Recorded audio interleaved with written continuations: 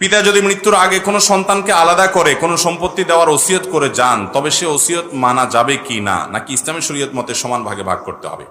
কোন পিতা যদি জীবদ্দশা ওসিয়ত করে যান যে আমার অমুক ছেলেটাকে তোমরা ওই জমিটা দিয়ে দিবা, বাকিগুলা ভাগ করবা, অমুক মেয়েকে দিবা, বাকিগুলা ভাগ করবা, এরকম যদি ওসিয়ত করে যায় তাহলে সে ওসিয়ত গ্রহণযোগ্য হবে না।